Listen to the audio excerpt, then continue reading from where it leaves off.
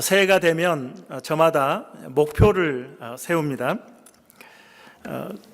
교회를 안 다니는 사람들도 목표를 세우고 다이어트를 하겠다, 이런 또 어떤 시험, 어떤 자격증에 대한 목표를 정하기도 합니다. 우리 성도들은 성경을 일독해야 되겠다, 이런 목표도 세우고 매일 기도하겠다, 큐티하겠다라는 결심을 하게 됩니다.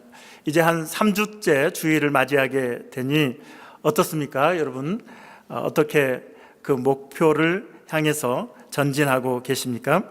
우리 교회는 이제 하반기 10월 18일 VIP 초청잔치를 통해서 우리 성도들 한 명당 한두 명 정도 우리가 전도하겠다는 목표를 가지고 나아가고 있습니다. 목표를 정한다는 것은 그 목표가 그만큼 의미가 있고 또 가치가 있기 때문에 목표를 정하지만 그럼에도 불구하고 부담이 되는 것이 사실입니다. 그리고 그 목표 때문에 우리가 마음에 위축이 됩니다.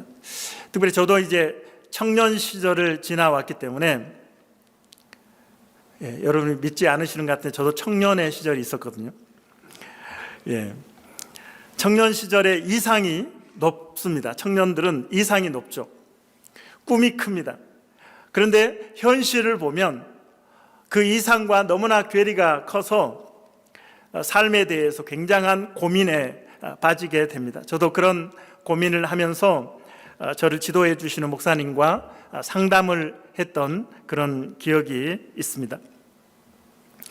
목표는 큰데 그 목표가 너무 부담스러워서 그 목표를 향해서 한 걸음도 나가지 못하고 오히려 그 목표 때문에 주저앉는 그런 우리의 모습이 있다는 것입니다. 그래서 이 전문가들은 목표를 쉽게 달성하기 위해서 스몰 스텝 전략이라고 하는 것을 추천합니다. 한번 따라할까요? 스몰 스텝 전략.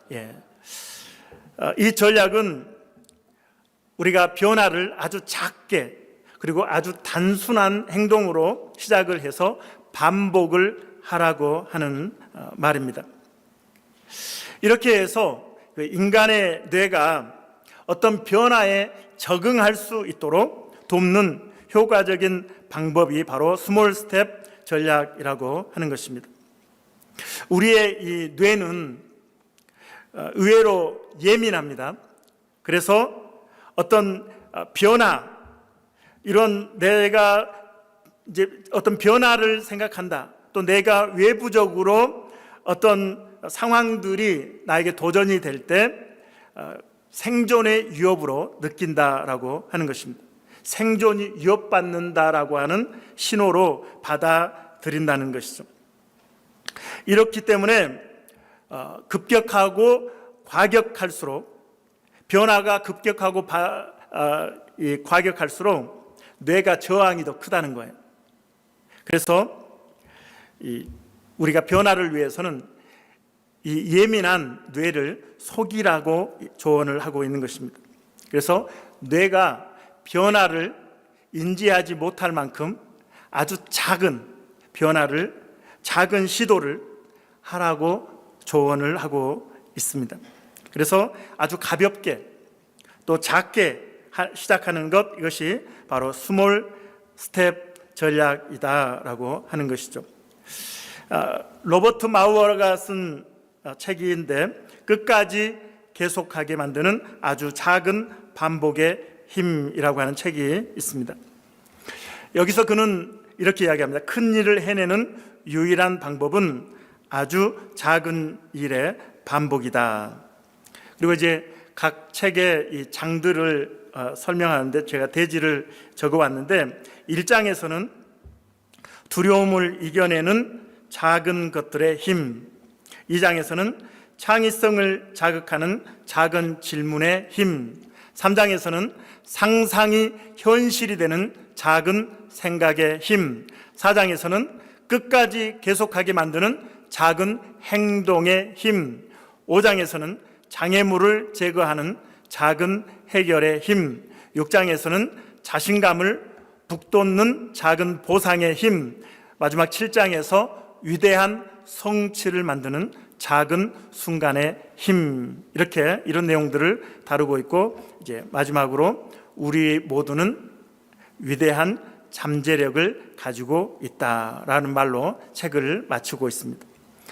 여러분 모두는 위대한 잠재력을 가지고 있다라고 이야기하고 있습니다.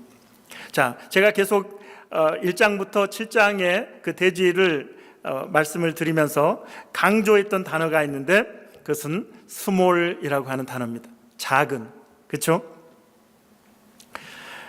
사람마다 성향은 다 다르지만, 그래서 어떤 상황에 또 변화에 대해서 반응하는 것이 차이가 있을 수 있지만, 그래도 공통적인 것은 작은 것에는 모두가 그것을 받아들이는데 쉽다는 거예요. 그렇죠? 작은 것. 제가 한국에서 이제 성도님들과 함께 이제 노방 전도를 이렇게 나가게 되면 성도님들이 우르르 찾아가는 곳이 있습니다. 우리 전도합시다 하고 뭐 글 없는 책, 사용리 가지고 이제 밖으로 나가면 성도님들이 우르르 몰려나가고, 성도들이 잘 보이지 않는데 어디 있나 해서 찾아보면 어느 장소에 몰려 있는 것을 볼 수 있습니다. 어디 있을까요? 초등학교 운동장에. 왜 초등학교 운동장에 다들 몰려가 있을까요? 아이들은 만만하거든요. 목사님은 복음을 전하라고 그러고 전도하라고 하는데, 길거리에서 조폭 같은 사람 만나서 전할 수는 없고, 초등학교 운동장에 가면 놀고 있는 어린아이들에게는 야, 일로 와봐 라고 하면서 내가 사탕 하나 줄게 하면서 글 없는 책이나 또 사형리를 읽어줄 수 있기 때문에 부담이 안 되니까 어린아이들에게 가는 거죠. 오늘 본문에는 이 오병이어의 기적, 우리가 잘 알고 있는 이 기적의 내용이 기록이 되어 있습니다. 5개의 보리떡과 2마리의 물고기로 남자만 5,000명, 그래서 어린아이와 여인들, 여성들을 포함하면 한 15,000명에서 2만 명이 되는 그 많은 사람들을 예수님이 기적을 통해서 다 먹이셨다라고 하는 내용입니다. 자, 사복음서 하면 마태복음, 마가복음, 또 뭐가 있습니까? 누가복음, 요한복음이 있습니다. 사복음. 예수님의 공생애의 행적을 또 하신 일들을 기록을 하고 있는 이 사복음서가 있는데, 예수님의 기적을 어떤 기적에 대해서는 한 복음서만 기록을 하고 있고, 어떤 기적에 대해서는 2복음서가 공통적으로 기록을 하고 있고, 어떤 기적에 대해서는 3개의 복음서가 또 그 기적을 같은 내용을 기록을 하고 있습니다. 그런데 유일하게 이 사복음서, 4개의 복음서가 모두 기록하고 있는 기적이 있는데, 그것이 바로 무엇이다? 오병이어의 기적. 어떻게 아셨어요? 예. 역시 우리 사랑의 교회 성도님들 대단하십니다. 유일하게 기적 중에 4복음서에 모두 기록된 기적은 오병이어의 기적입니다. 그만큼 그 당시에 사람들에게 임팩트 있게 깜짝 놀라게 하는 충격적인 기적이었고, 또 그만큼 의미가 있는 그런 기적이었다라는 것을 우리에게 시사하고 있는 것이죠. 이 보리떡은 사실은 한국적인 번역이라고 할 수 있습니다. 그렇죠? 우리만 떡을 먹지 다른 나라 사람들은 떡이 아니라 빵을 먹죠. 그렇죠? 우리는 간식으로 떡을 먹는데 이 사람들은 이제 빵을 주식으로 먹습니다. 그런데 오늘 본문에 보리떡 5개와 보리빵 5개와 보리빵 5개와 물고기 2마리는 성인의 도시락이 아니라 누구의 도시락입니까? 어린아이의 도시락입니다. 제가 세탁소에 출근을 하면 도시락을 이렇게 싸가는데, 이 계란을 2개를 삶고 고구마 하나를 이렇게 에어프라이어에 이렇게 구워가지고 갑니다. 이렇게 적게 먹는데 배는 나와요. 신기하죠? 고민인데, 여러분 요즘은 이제 다이어트 하느라고 우리가 다 적게 먹으려고 노력을 하죠. 그렇죠? 그런데 오늘 이 본문에 등장하는 어린아이가 갖고 있는 보리빵 5개, 물고기 2마리는 어린아이가 먹을 만큼 아주 작은 양이었다라고 하는 것이죠. 우리 요한복음 6장 9절 같이 읽겠습니다. 시작. 여기 한 아이가 있어 보리떡 5개와 물고기 2마리를 가지고 있나이다. 그러나 그것이 이 많은 사람에게 얼마나 되겠사옵나이까. 어린아이의 도시락이었다라고 하는 것입니다. 우리가 이제 저도 다시 한번 이 구글에서 이 내용들을 이렇게 찾아보니까 뭐 성화의 장면, 그리고 또 애니메이션도 많이 있어요, 유튜브에. 그래서 유튜브에 보면 보리빵을 꽤 크게 만들어 놨습니다. 5개를 꽤 크게 만들어 놓고, 사이즈를. 물고기도 꽤 커요. 꽤 크게 물고기를 그려 놓는 것을 보게 됩니다. 하지만 어린아이가 먹을 수 있는 양이라고 한다면 보리빵은 5개의 그 사이즈는 굉장히 작은 거예요. 그렇죠? 물고기도 뭐 이만한 연어를 한 마리씩 먹었겠어요? 아주 작은, 멸치보다 좀 더 큰 그런 물고기 2마리였을 거라고 우리가 생각할 수 있습니다. 이 작은 도시락, 어린아이의 도시락이 작은 양인데 이것이 오늘 2만 명이 되는 사람들을 먹였다라고 하는 것입니다. 어떻게 이런 결과가 나올 수 있었는가? 여러분, 우리는 2만 명 하면 상상할 수 없는 많은 숫자이기 때문에 이들을 어떻게 먹이나? 한번 따라하겠습니다. 먹이는 건 예수님이 하실 일입니다. 먹이는 건 예수님이 하실 일이지 우리가 할 일이 아니라는 거예요. 그런데도 우리는 2만 명 하면 거기 기가 죽어가지고 난 아무것도 할 수 없어. 예수님께서 실제로 빌립에게 이렇게 질문하시죠. 5절로 7절 읽겠습니다. 5절. 예수께서 눈을 들어 큰 무리가 자기에게로 오는 것을 보시고 빌립에게 이르시되 우리가 어디서 빵을 사서 이 사람들을 먹이겠느냐 하시니. 6절. 이렇게 말씀하시면 친히 어떻게 하실지를 아시고 빌립을 시험하고자 하심이라. 빌립이 대답하되 각 사람으로 조금씩 받게 할지라도 200데나리온의 떡이 부족하리이다. 할 수 있다 없다? 할 수 없다. 빌립이 머리가 잘 돌아가는 아주 똑똑한 사람이었던 것 같아요. 그래서 계산이 빠른 빌립에게 너 이 사람들에게 먹을 것은 좀 주어라, 이렇게 예수님께서 말씀하시니 빌립이 이렇게 머리를 굴려서 계산해 보니까 200데나리온으로 빵을 사도 부족할 것이라고 대답을 합니다.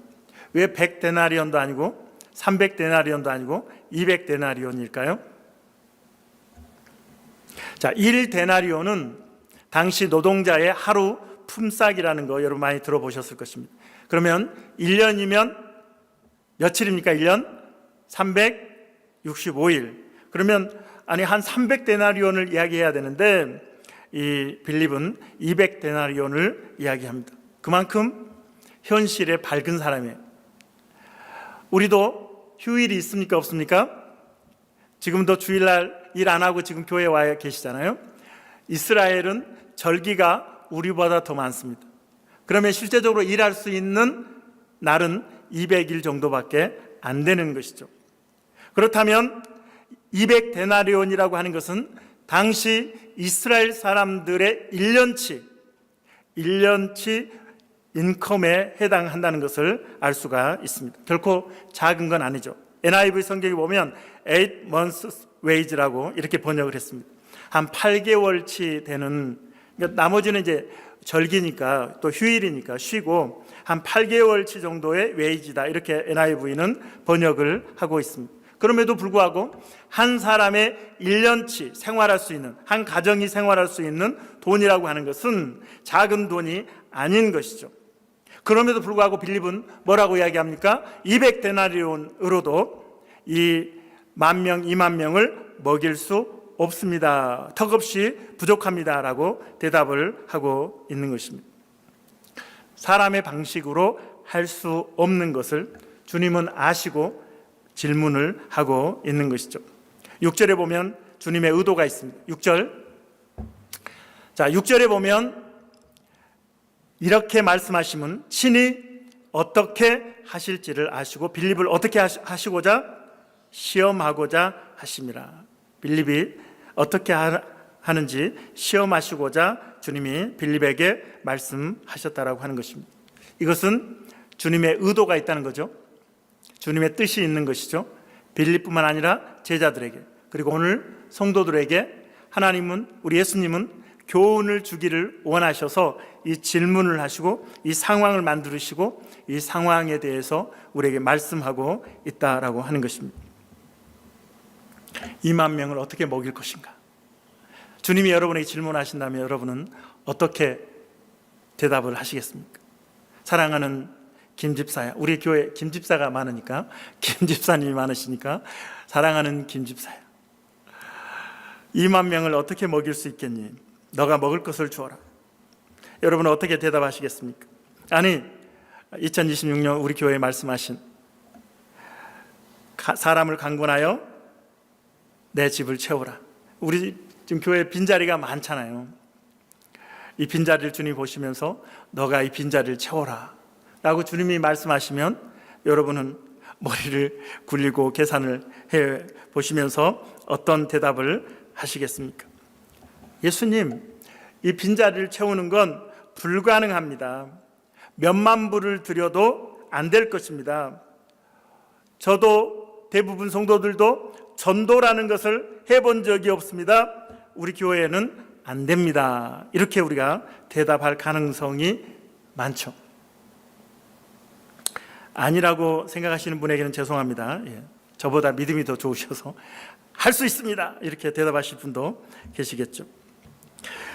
이렇게 빌립이 머리로 계산하며 불가능하다고 말했을 때 여러분, 계산하고 있는 사람이 있는가 하면 행동하는 사람이 있습니다. 행동하는 제자, 누구입니까? 요한복음 6장 8절로 9절 읽겠습니다. 자, 8절부터 9절. 제자 중 하나 곧 시몬 베드로의 형제 누굽니까? 안드레가 예수께 여짜오되 여기 한 아이가 있어 보리떡 5개와 물고기 2마리를 가지고 있나이다. 그러나 그것이 이 많은 사람에게 얼마나 되겠사옵나이까. 안드레는 계산하고 있지 않아요. 빌립은 계산하고 있는데 안드레는 행동을 먼저 하고 있습니다. 무엇인가 자기가 할 수 있는 일을 찾고 있습니다. 아닌 것을, 안 된 것을 계속 항목별로 이래서 저래서 안 된다는 것을 찾는 사람도 있고, 안드레와 같이 뭔가 내가 할 수 있는 일이 있을까를 찾는 사람이 있다는 것이죠. 여러분, 2만 명이 작은 수입니까? 많은 수입니까? 많잖아요. 그렇죠? 2만 명이나 되는 그 무리를 헤집고 다니면서 안드레가 혹시 먹을 거 가지고 있으신 분 있으신가요? 혹시 빵 가지고 계신 분 있나요? 혹시 뭐 먹을 거 있으세요? 도시락 싸오신 분 계세요? 라고 하면서 2만 명의 사이를 비집고 다니면서 찾고 있는 안드레의 모습을 한번 생각해 보십시오. 보통 일이 아니에요, 여러분.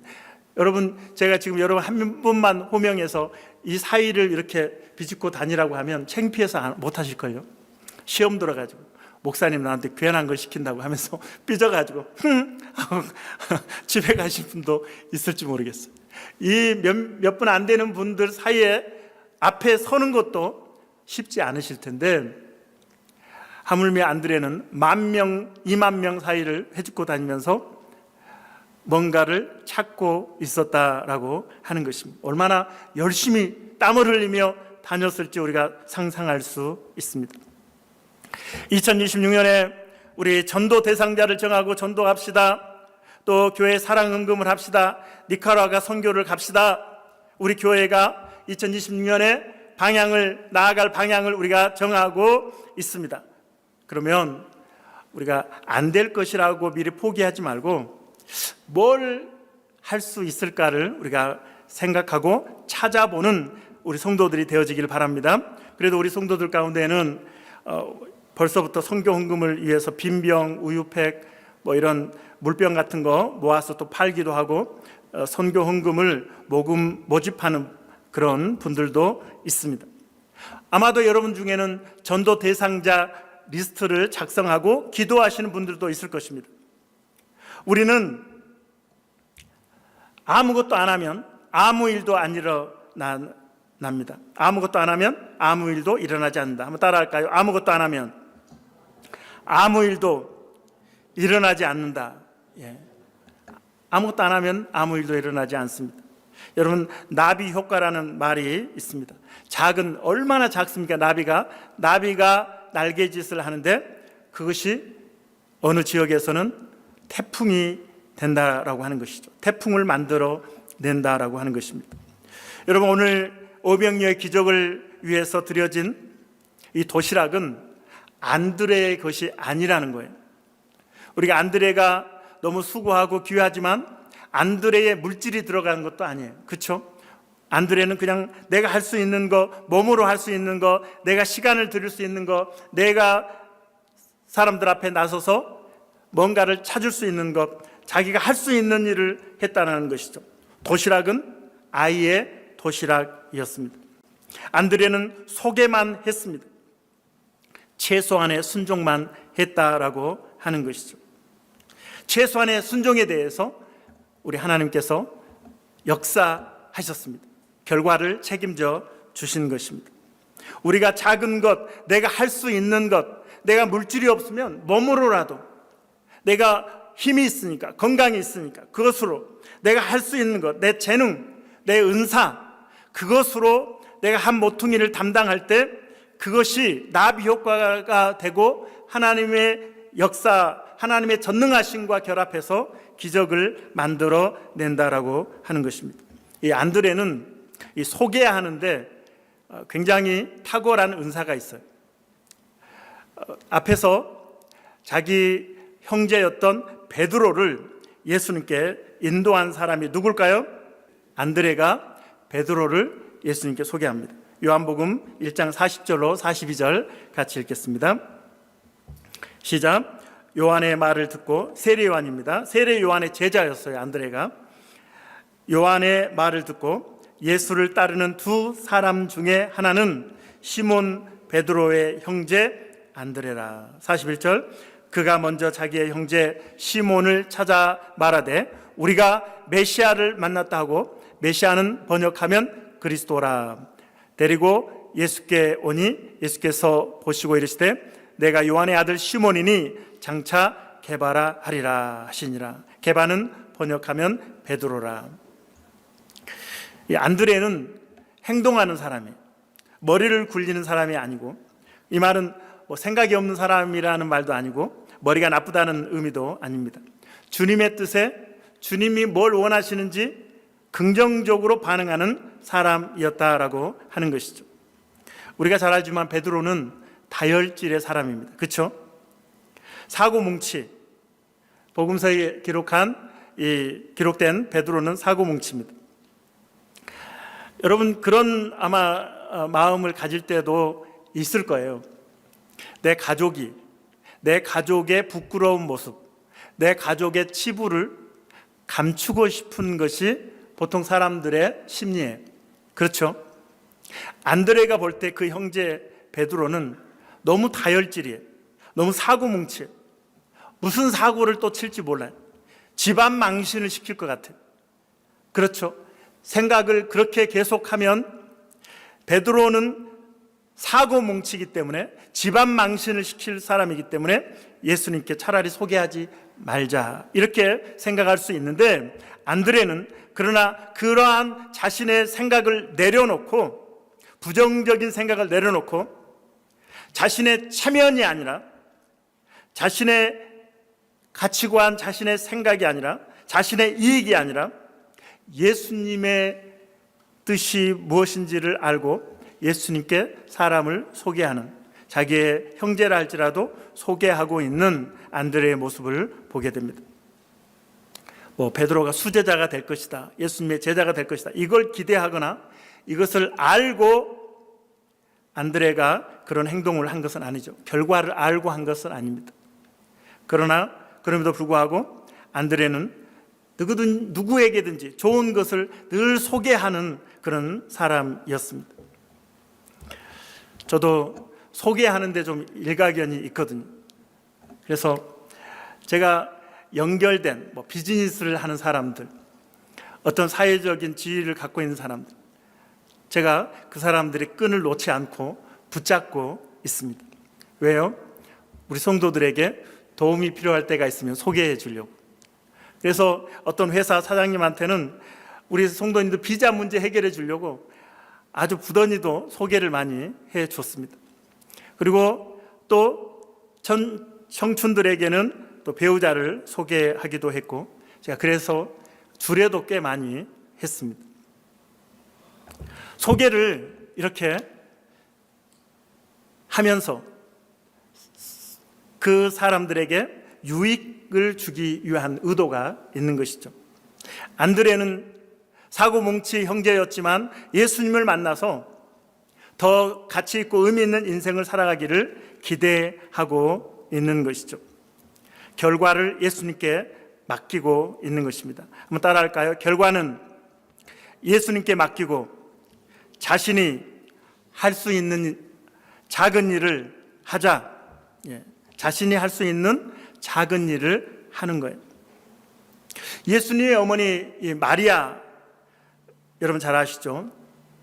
처녀였음에도 불구하고 천사로부터 임신하게 될 것이다, 수태고지에 대한 소식을 듣게 됩니다.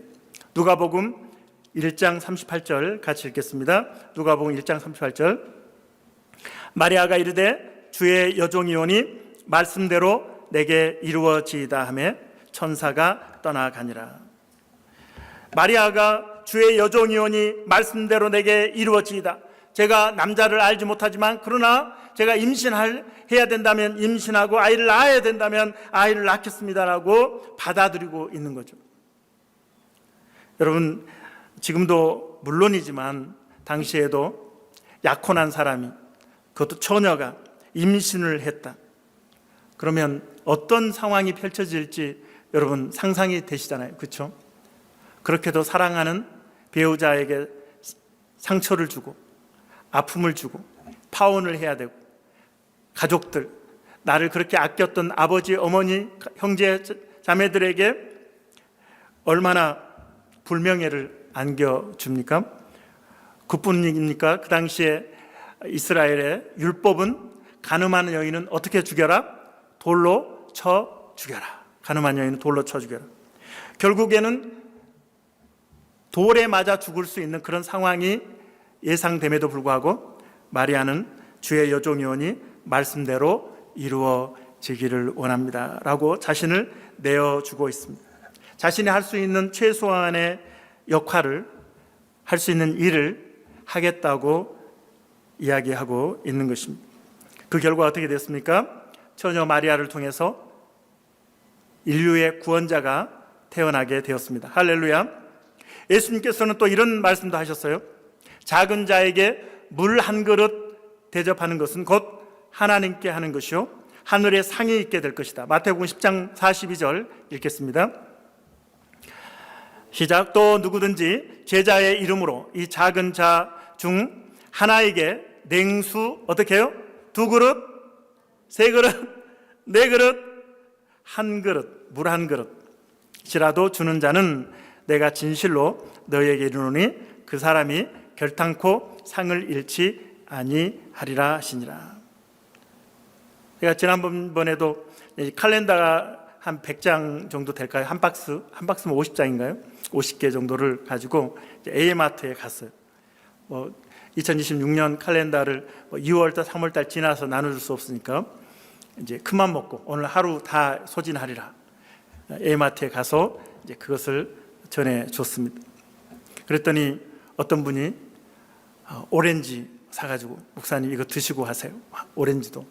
또 어떤 분은 이 따뜻한 커피, 캔 커피 사가지고 목사님 수고하십니다. 이거 드시고 하세요. 이분들은 어떻게 된다고요? 결탄코 상을 잃지 아니하리라. 할렐루야. 예. 이렇게 작은 것이라는 것을 계속 제가 강조하고 있어요.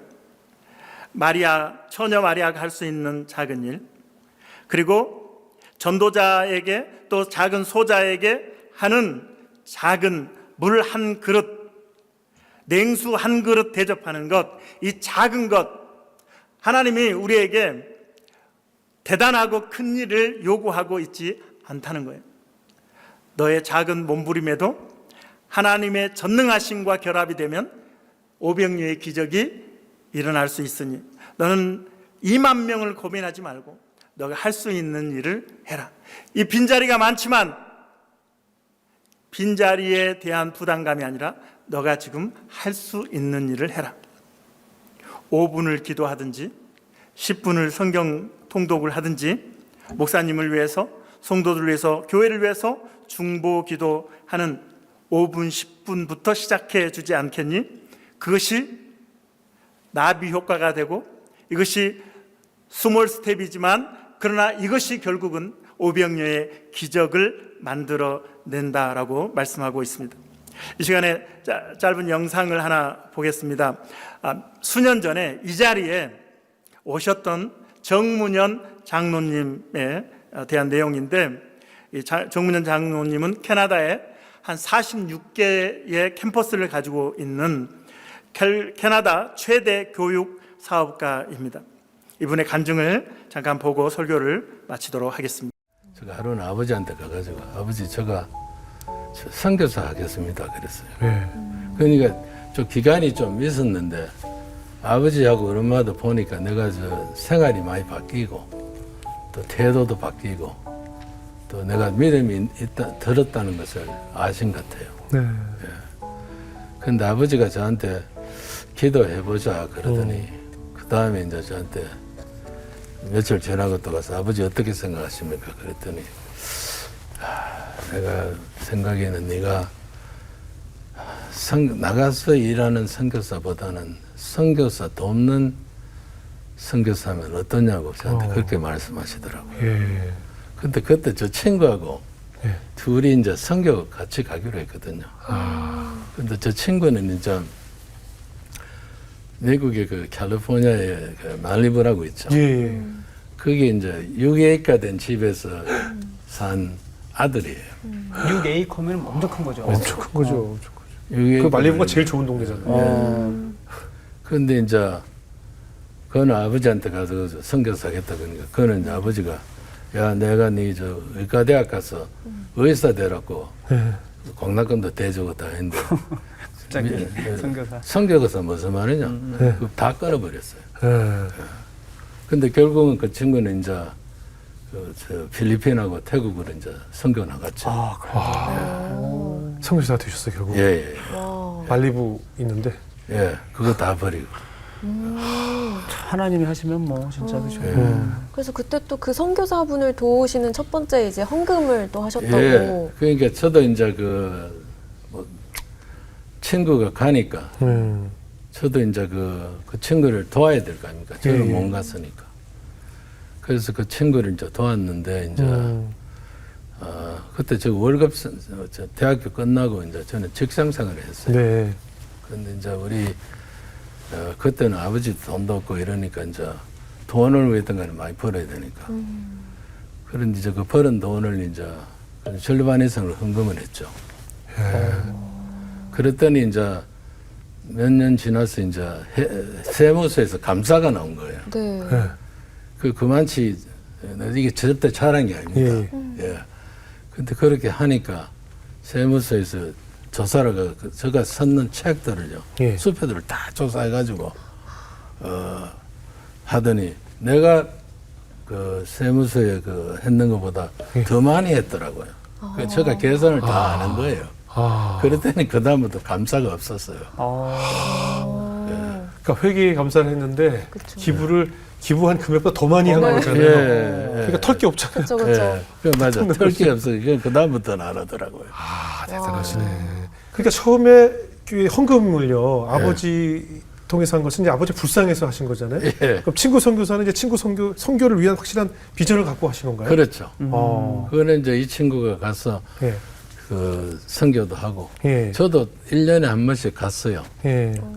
가가지고 저 친구한테 야 네가 부럽다 그랬죠. 너는 매일 나와서 선교하니까 그랬더니 저보고 예. 하는 말이 네가 내한테 선교 헌금 안 해주면 내가 어떻게 하느냐 그러더라고요. 그래서 내가 그때 선교사도 돕는 선교사도 중요하구나. 그럼요. 그걸 느끼고 하나님 앞에 감사했죠. 오히려 사명을 딱 더 발견하게 하셨네요. 그 친구 원래 좀 잘 사는 친구였잖아요. 엄청 잘하게 잘 말리부. 사는 네. 말리부잖아요. 말리부, 예.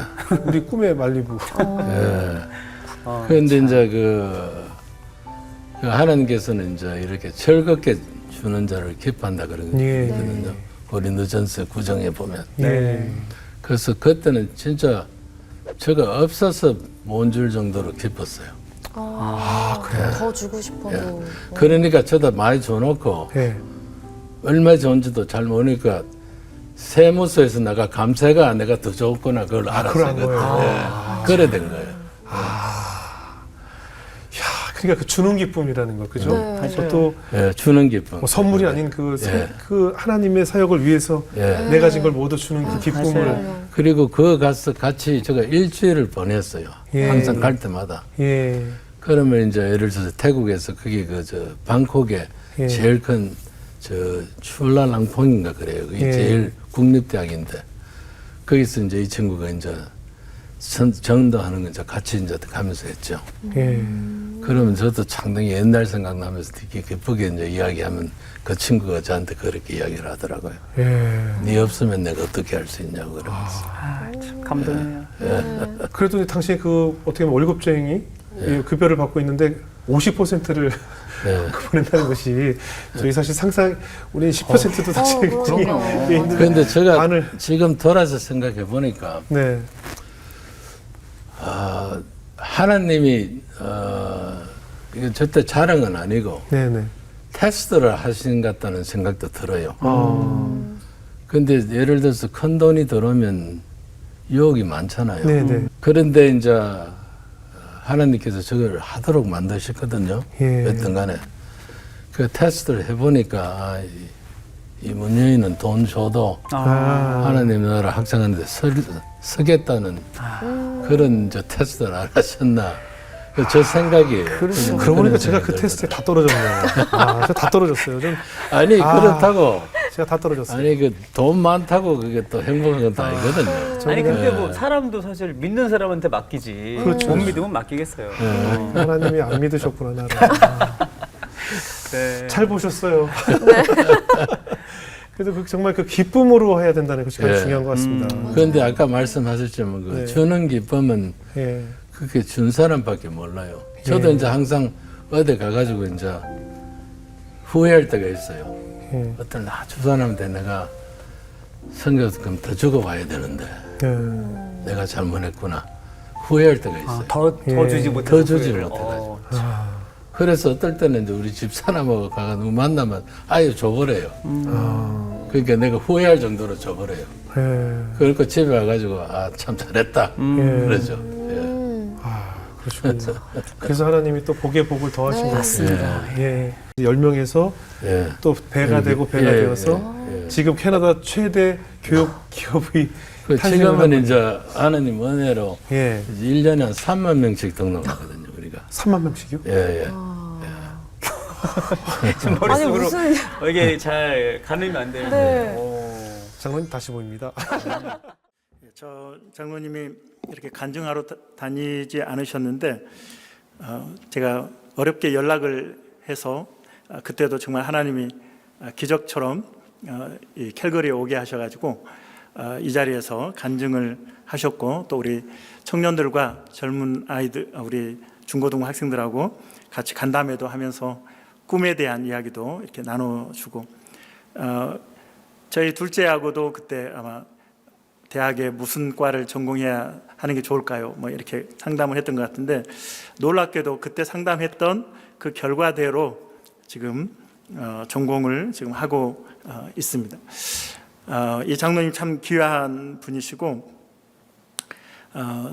고등학교 때도 학교에서 나와서 이 야간에 뭐 벤트칠을 하든지 열심히 일을 해가지고 교회가 아버님이 목사님이셨는데 교회가 어려우니까 막 건축원금도 자기가 그렇게 열심히 해가지고 드리고 이렇게 했던 분이신데 하나님은 다 보고 계신 거예요. 할렐루야.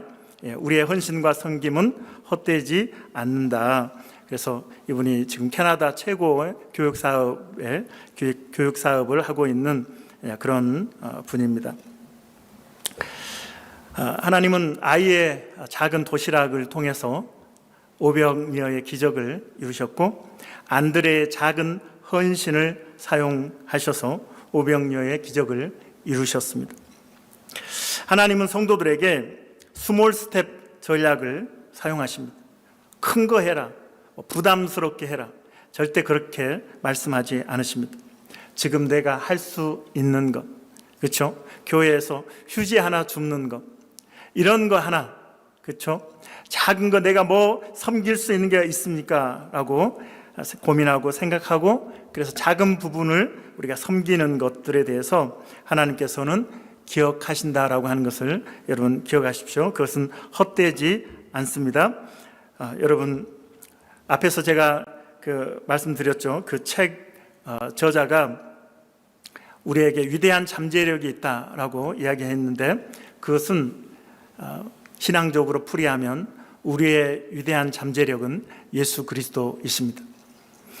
우리는 너무나 미미한 먼지와 같고, 지난주에 아브라함이 저는 먼지와 같은 티끌과 같은 존재입니다라고 하나님 앞에 중보기도 하면서 자기는 티끌과 같은 존재라고 했지만 사실 우리는 티끌과 같은 흙으로 만든 그런 연약한 존재이지만 그러나 우리의 잠재력은 하나님, 전능하신 하나님이십니다.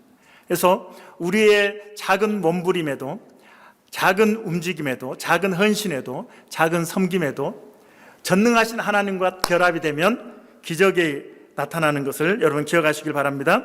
우리 사랑하는 성도 여러분, 우리가 작은 헌신과 작은 섬김을 통해서 500여의 기적을 경험하는 저와 여러분, 우리 사랑의 교회가 되기를 주님의 이름으로 축원합니다. 우리 이 시간에 찬양 드리겠습니다. 이 세상을 살아가는 동안에 나의 힘을 의지할 수 없으니 기도하고 낙심하지 말 것은 주께서 참 소망이 되심이라. 주님이 우리의 위대한 잠재력이 되심이라. 우리의 뜻을 생각하면서 찬양합니다. 이 세상을 살아가는 동안에